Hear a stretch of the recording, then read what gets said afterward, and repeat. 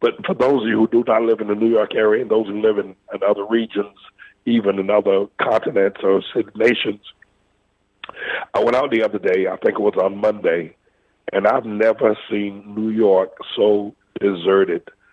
There's several restaurants that I used to frequent and places of business and traffic patterns. You just become, accustomed to the awful traffic in New York. You expect to go at least 1 to 2 blocks every time the light changes, and then you stop because the traffic is so horrendous in the New York City area. You become accustomed to it, and you expect it. Well, I went out on Monday. I haven't been out of my house since then, and there was barely any traffic in the streets of New York. Even the hospitals appeared to be shut down. Normal, there were ambulances and ambulatory and all kinds of people coming and going for regular checkups at the hospital. I saw none of that.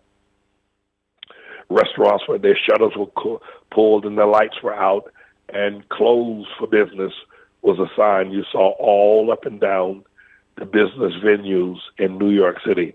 I've never seen anything like this. I've never seen anything like what we're witnessing.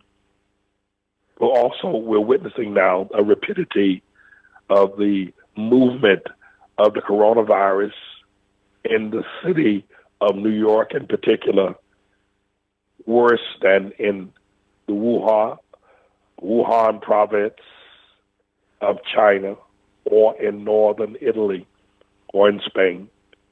The number of cases that are now being confirmed in the U.S. and the number of deaths in the city of New York is off the charts. We've never seen anything like this.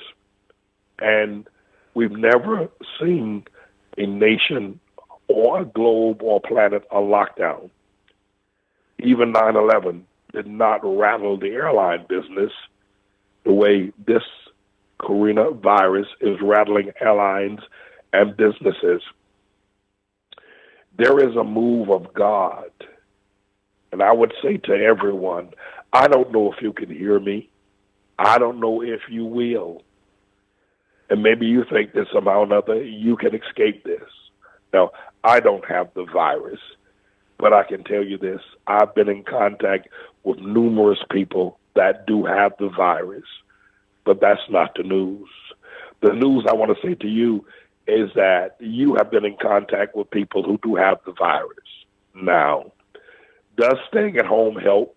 Yes, it does, especially if somehow or another your body has rejected it, or if you have it and your body immune system is working to reject it, where you do not have some other medical condition whereby you would succumb to and become a fatality of the virus, but you've been in contact with it.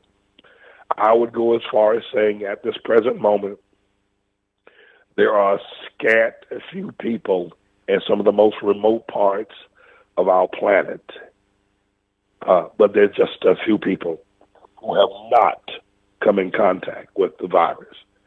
Now let me change and tell you something, say to you something that I find, well, I don't know if I should call it grievous, but I should say surprising, that we are now witnessing an incident in America where in rural areas where there's less density of population, and mainly in areas that we would normally refer to as red states, people who live in a rural area tend to have what is referred to in most common terms a conservative point of view.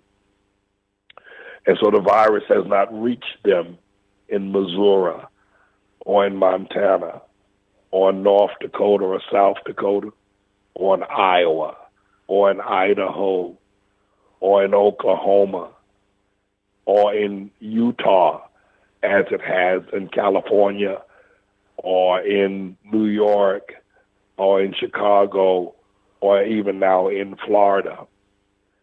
And somehow these people think that they are safe. And Tribulation Trump is playing the political game with the lives of people. But my brothers in those rural parts of the state, you have been in touch with the virus. And it's just a matter of days and weeks before they start dying in Idaho, worse than New York City. They start dying in Montana, worse than they did in Italy. They start dying in Missouri and in Kansas, 10 times worse than they have in China or in Spain. Mark my words.